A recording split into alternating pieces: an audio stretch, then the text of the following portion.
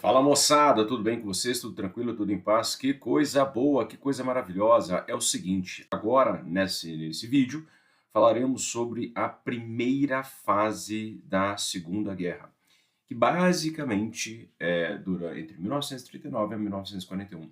Os historiadores, de uma maneira geral, costumam dividir a Segunda Guerra em três fases. Por questões didáticas, eu vou dividir só em duas.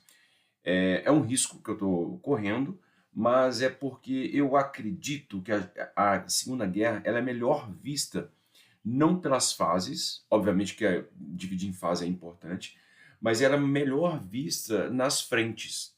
Então, vocês vão ver o que eu vou abordar mais assim, detalhadamente, as fases, quer dizer, desculpa, as frentes da guerra, para que vocês localizem geograficamente onde que aconteceram as batalhas. Pois bem, o Hitler invade a Polônia, e aí, depois que invade a Polônia, ele parte para a invasão dos países do norte da Europa, por exemplo, como Dinamarca e Noruega. A União Soviética, que invadiu a Polônia poucos dias depois do Hitler, também vai partir para o norte, que também vai combater, por exemplo, vai invadir a Finlândia.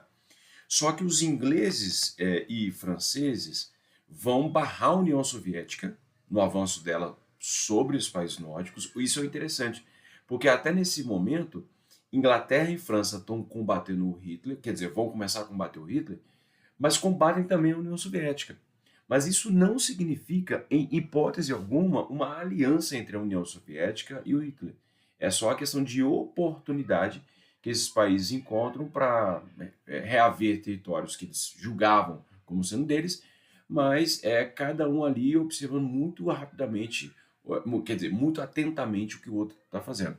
Bem, na Segunda Guerra, um dos conceitos mais importantes de ataque do Hitler é a Blitzkrieg, que é a guerra relâmpago. O conceito de guerra relâmpago se dá pelo fato de que é uma guerra rápida, é uma operação de guerra muito rápida. E basicamente você tem ali uma infantaria, e aí essa infantaria ela avança com muita velocidade, com todo o equipamento possível, né? Tanques de guerra, carro, motocicleta, caminhão. Então eles avançam com muita agilidade, com muita rapidez para a conquista rápida. Essa tática ela foi utilizada na Polônia e foi muito impressionante. Os poloneses eles ficaram assustados com a velocidade, com a vigorosidade e no final das contas, com a capacidade de máquina de guerra dos nazistas. Então eles invadem isso muito rapidamente. Essa é um conceito que vai se dar de invasão terrestre. Então os soldados nazistas vêm avançando e aí conquistam. A Polônia não tem como reagir a essa invasão.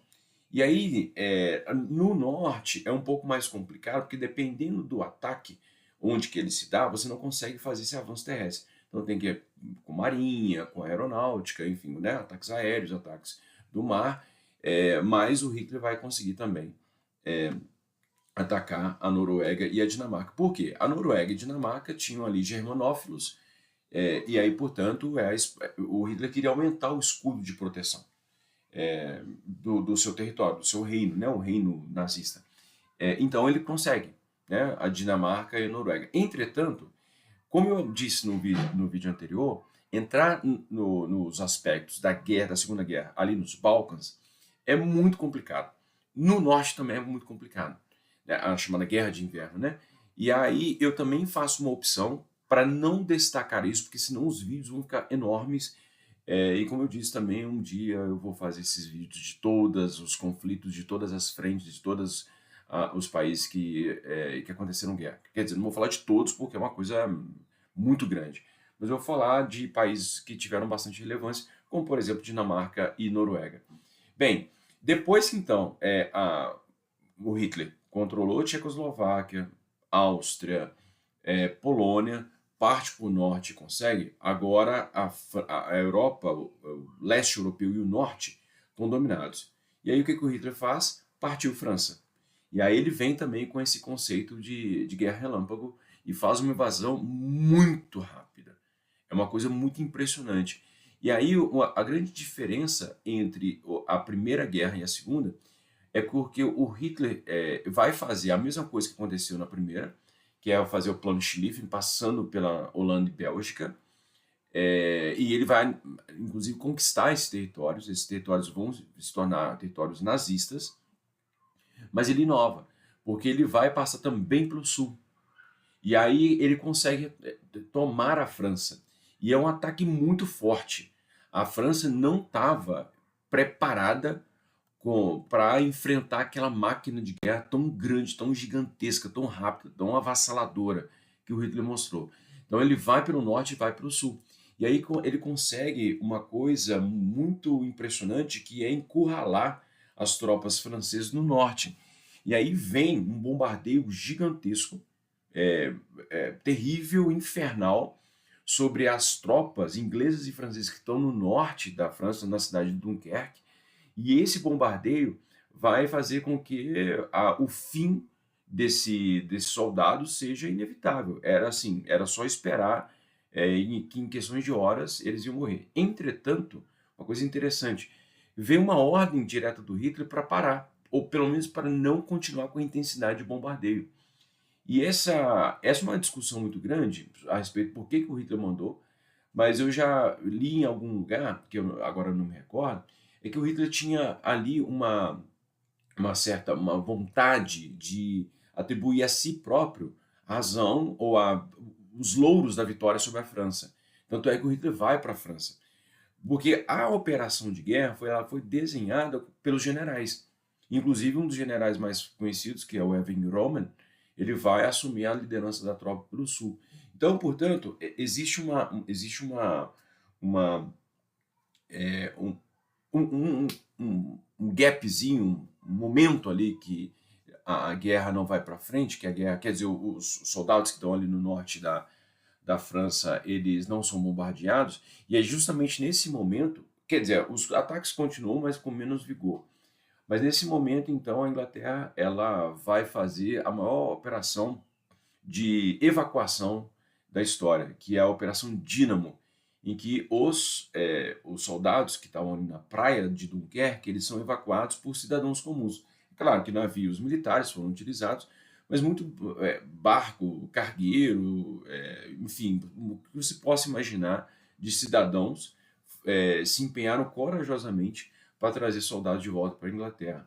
Então, mais ou menos de 400 mil soldados que estavam ali na praia, são resgatados 350, o que é uma coisa muito espetacular, porque inclusive o Churchill, ele tinha uma expectativa de que no máximo umas 30 mil pessoas iam ser evacuadas, mas eles conseguem evacuar 350 mil, e isso dá uma moral muito grande para a Inglaterra, para a sociedade inglesa.